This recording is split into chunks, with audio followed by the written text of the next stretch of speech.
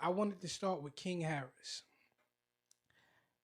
I understand King has been through a lot growing up, far as his coming to age, far as he's been arrested a few times. He's been giving trouble to the community, far as his parents and just on social media, right? But I'm here today to give him some bail, show him some love, and really just speak the truth to his latest situation when he got pulled over in Atlanta for driving 70 in a 35, and he had a gun on the dash, and I think he had a vape or a weed pen in the car, and he refused to get out the car, and then he ended up going to jail. Now, the reason why I want to speak on this is because I myself am a gun carrying citizen who have been pulled over before. The reason why I want to make this video, the conversation I want to have, is not necessarily legal, but the reality of how law enforcement could and should have been better in how they treated the situation. I know if you look at some of my videos from the past, I always preach making it home. I always preach the law shouldn't be fought on the side of the road. When people encounter law enforcement by way of being pulled over because of whatever traffic infraction, they need to do whatever it is to be safe and to make it home. Especially if you are a black man or a black woman in this world. That's just what it is. Now, myself, I do live in North Carolina, an open carry state. I have a job as a armed security officer where I carry my gun daily. Now, in North Carolina, in an open carry state, what that means is a person who is licensed to carry a gun can carry it openly in various situations, as in wherever you are allowed to be in public. Meaning, I can carry my gun openly on my, like in a holster, walking around in public, in a public park, in a store, in or around any place that allows me to carry. Now let's get to allows. If if there is a public building, far as a government building, I cannot carry into a government building.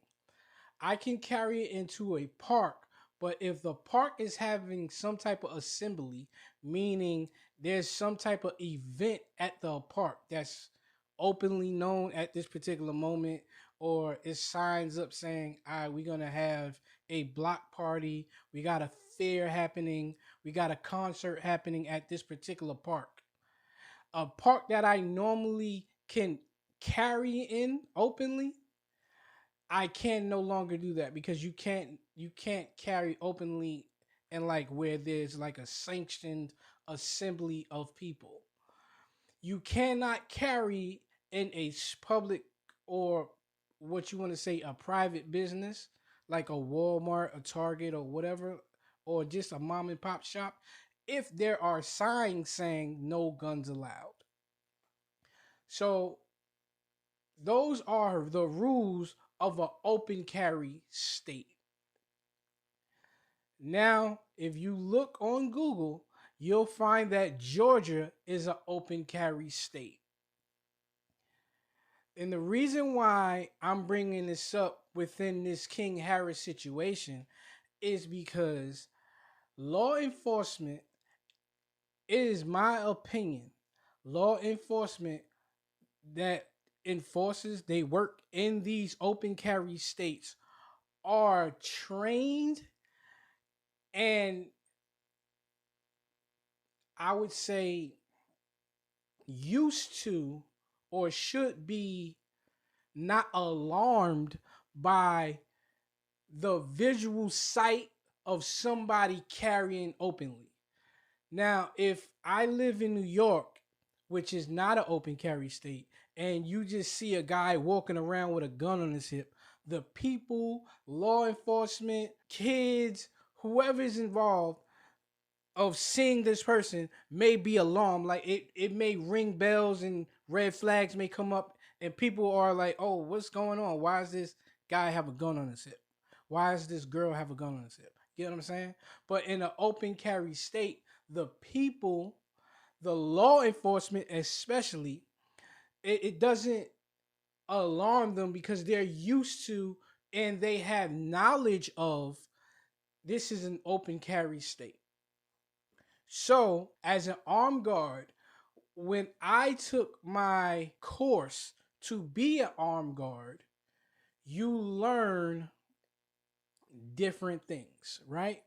They teach you what is the difference between being arrested, being detained, when to use your firearm, when not to use your firearm. It's like a set of circumstances in which you have to meet to use any type of firearm in a forceful way. When a law enforcement approaches you, when you have a gun in a car, you are taught that the gun has to be visible, especially if you do not carry a concealed weapons permit.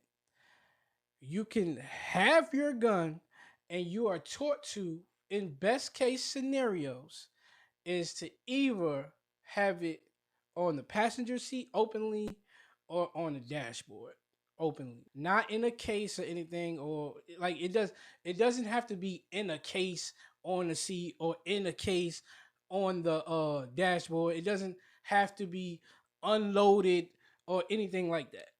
The gun can be loaded. The gun can essentially not have a safety. It could be like one in the chamber, like all of the things. All of that is irrelevant until you start going through the gun and all of that. It doesn't, like, the bullets don't have to be separate from the gun, none of that. But for your safety and for the officer's safety, it has to be clearly visible by the officer if you do not have a concealed carries permit. So now I'm giving you two things right now. I'm giving you an officer who should be used to and aware that this is a that he's working in the open carry state, and if he approaches a vehicle and the person has a gun visible, and he's pulled over, he has his hands on the wheel or he has his hands out the window, he may have the light on, whatever. Like, you're taught different things, you know what I mean, that can be helpful to keep the law enforcement officer, the police officer, at ease. But they can all you could also say, "Hey, officer, just to let you know, I am a licensed gun owner. I do have a gun in the car. I have guns in the car. It's on the dash and whatever." The officer, in my encounter, most of the time say, "All right, cool. Just keep it where it's at. You ain't got no problem. We ain't got no problem. I'm just here to conduct this particular traffic stop." So I'm saying there's a certain etiquette that you can present to an officer to where they feel safe and you feel safe. Also, there's a certain understanding that when you are approached by an officer on a routine traffic stop, meaning you just ran a red light, you didn't stop at the stop sign, you've been speeding, you've been you didn't use your turn signal, you cut somebody up. I mean routine traffic stop as in you did something so we stopped you. Not necessarily we were behind you, we ran your plates, you are a wanted suspect, or we suspect this vehicle of being stolen, and it's not necessarily a routine. Like a routine is like you did something within your car, they seen you, they pulling you over, we here to possibly give you a ticket. You know what I'm saying? So now when we are in these open carry states, there's a gun presented, officers can conduct a routine traffic stop with a gun present as a routine traffic stop. I want to put that out there because what I seen was much more than a routine traffic stop. That's the conversation I'm getting to. But I want to set the tone for people because let me let you understand this. I come from New York. I grew up knowing that a lot of people who don't necessarily grow up understanding guns, grow up with like people who school them on guns or train them with guns, they grow up afraid of guns, and they grow up saying things like, "Oh, he could have just shot him in the leg. He could have shot him in the hand." Or why didn't he just comply? Why didn't he just let the officer do this and do that? I'm hit. This is why I'm making this video. Cause when I see the King Harris video when he's pulled over, he did nothing wrong to me. He was approached. There was a gun on the dash. He he was asked to remove himself from his vehicle. He stated he didn't want to. He felt scared. All of the things. To me, the officer could have handled that traffic stop as a routine traffic stop. All right, there's a gun present. Cool. Let me get your license registration. You was doing 70 and 35. Here's your ticket. The ticket may not even have been a payable fine ticket. It may have been you were doing 70 and a 35. You have to show up in court. You just can't pay this ticket off. You have to show up in court on this particular day, all of the things. But like I said, let me get back on track.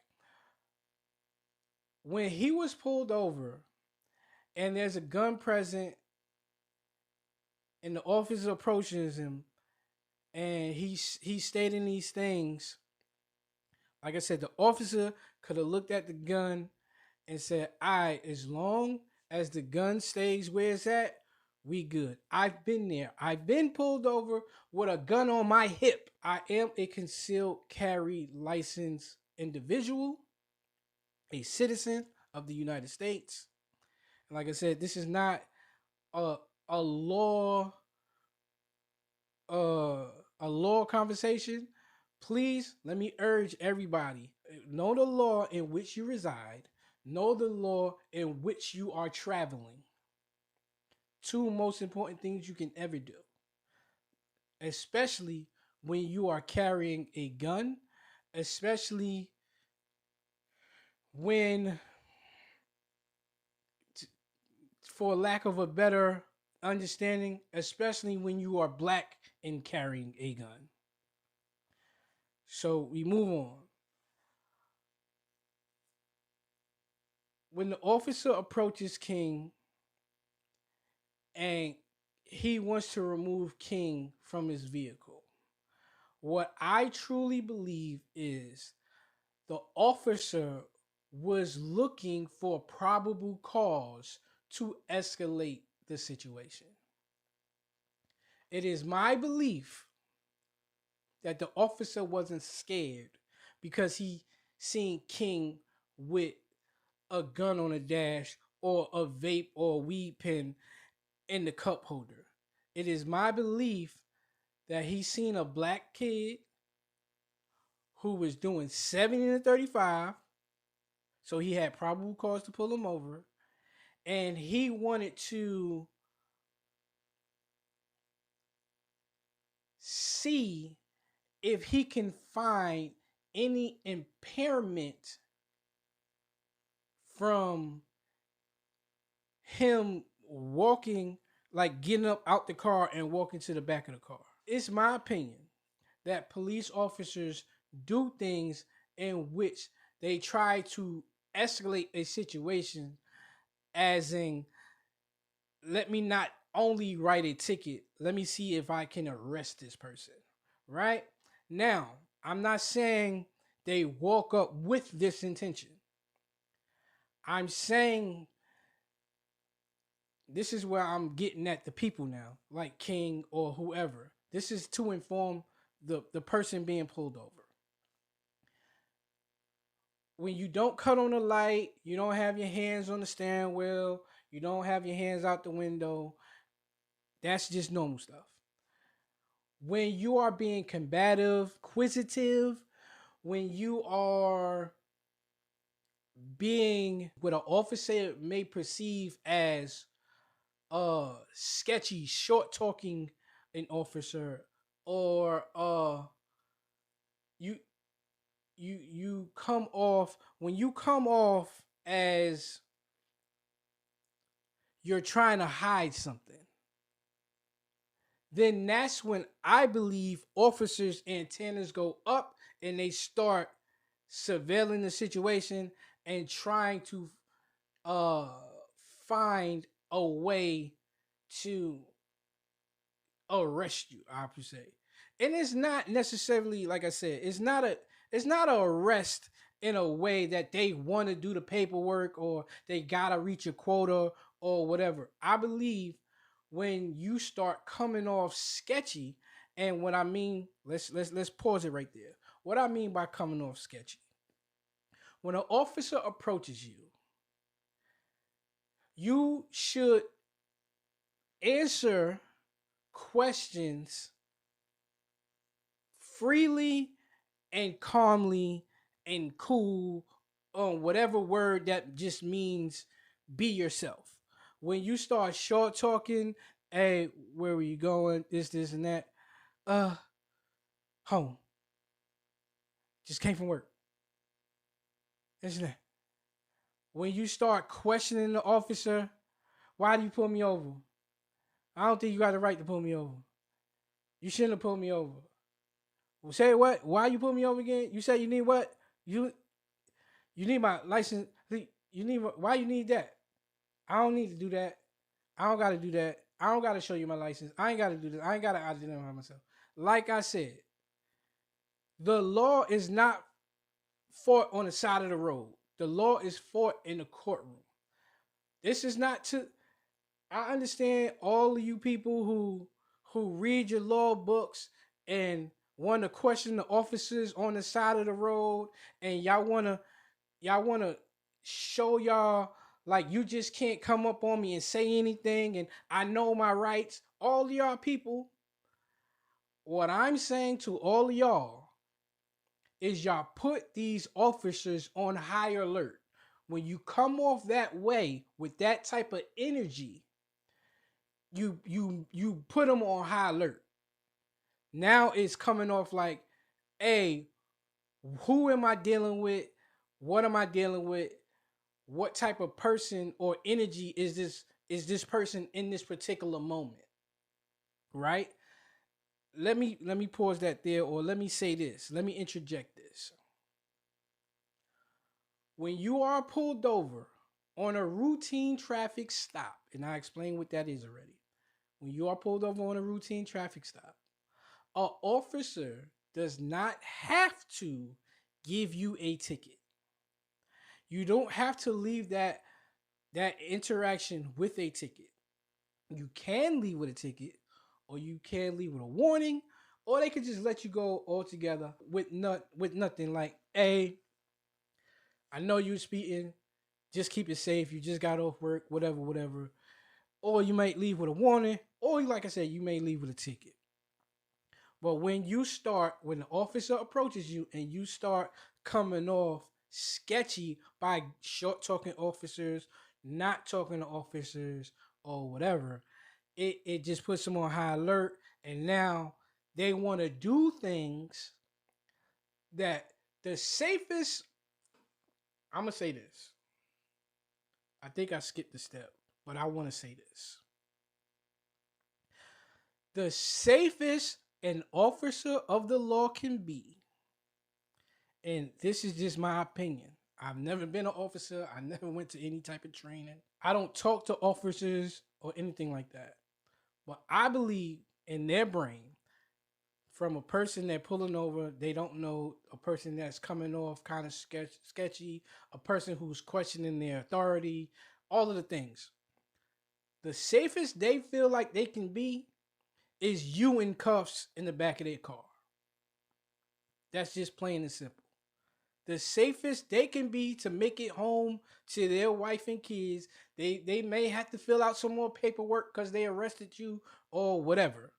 But the safest they can be is to put you in cuffs and you in the back of their car. All right, now let's get back to what I was going to say. An officer does not have to write you a ticket. They can let you go.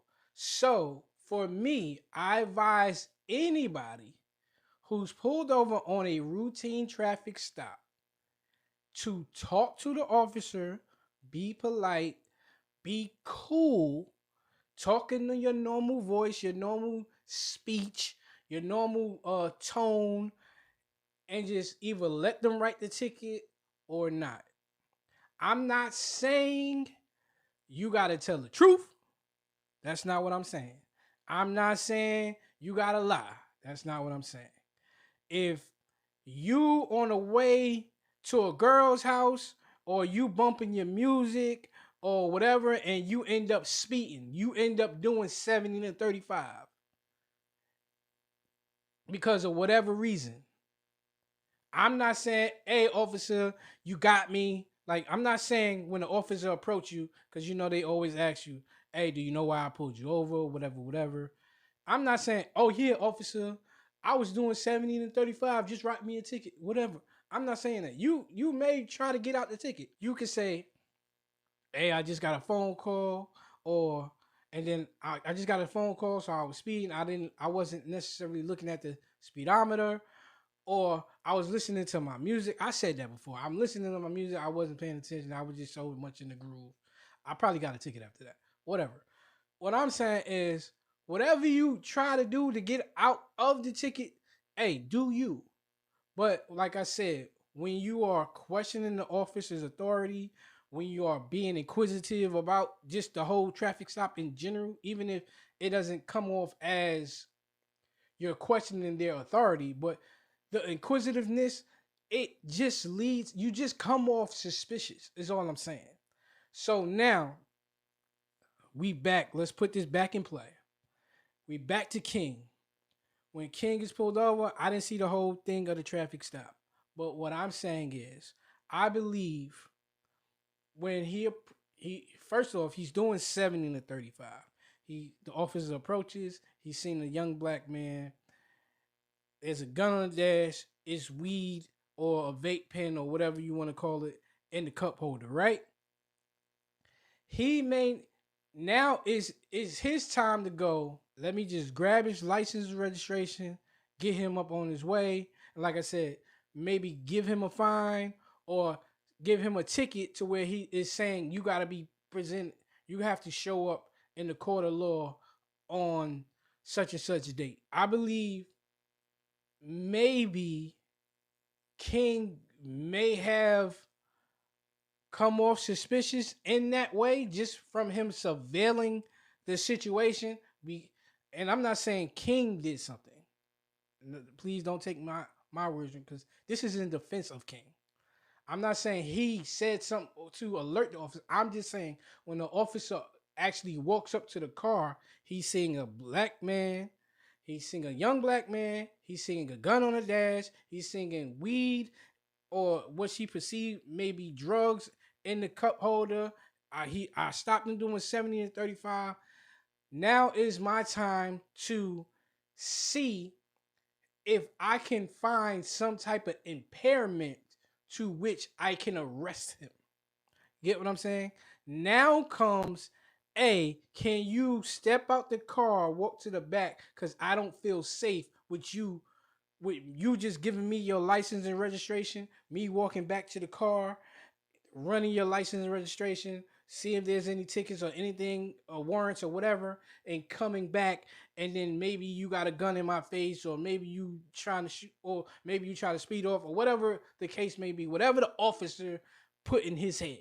Get what I'm saying? That was his tactic to see if he's impaired. Because I'm gonna say this: as a gun carrying citizen of the United States, a legal gun carrying citizen of the United States, when you are in possession of your gun, you cannot be impaired in any way. It is different than somebody who's driving and they had a few drinks. I have to put that on the table. And this is very important.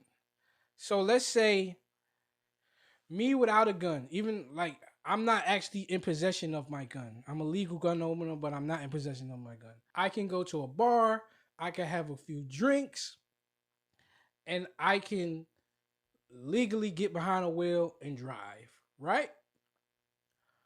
But me, the same person, if I have my gun in my possession, I cannot go to the bar, I cannot have a few drinks, and I cannot be behind a not even behind a wheel. I can't even just be in possession of the gun. So that plays a role in why I believe the officer was trying to remove him from his vehicle, right? So, like I said, you cannot be in possession of your gun and be impaired of anything. See what I'm saying?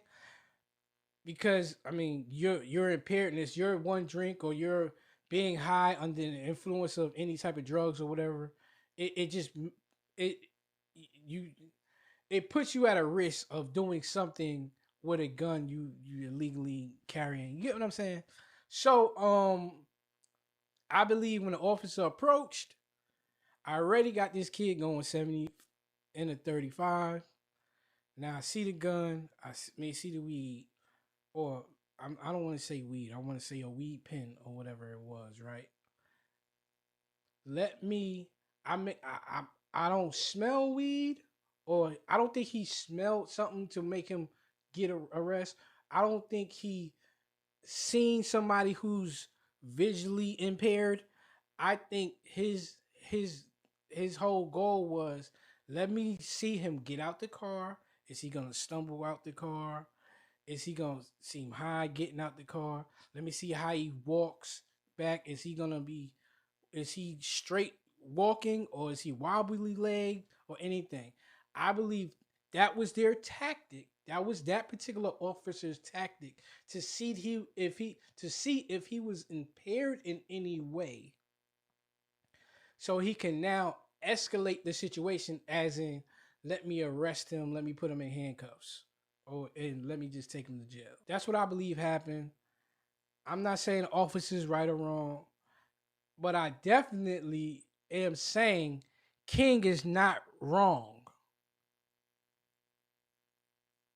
I believe he is right. I don't know if King was impaired, like if he took a puff of smoke or he had a beer or whatever. All I'm saying is from the video, he looked coherent. He was answering questions. He didn't want to. He stated for his safety he didn't want to remove himself. I don't want people to kill King on this particular situation. He's done a lot of things In these past couple years, like I said, coming of age, he's did whatever he's done. But on this one, I wanted to defend him. And I definitely wanted him to defend King against anybody who's just the typical, hey man, why didn't you just comply with the officer? Like I said, we all have a stance we must take. And when it comes to the law, I don't believe the stance is particularly on the side of the road. That's just me. But when you just want to get home and you want to get a ticket, because I take the ticket for doing 70 and a 35. Yes, I'm a legal gun owner. I got it in the on the dash. Everybody's cool. I'm answering your questions, whatever, whatever. Just give me my ticket so I go on about my day. In that understanding, King is not wrong. He's right in my opinion. The officer to me was simply trying to do other things to see if he could arrest them.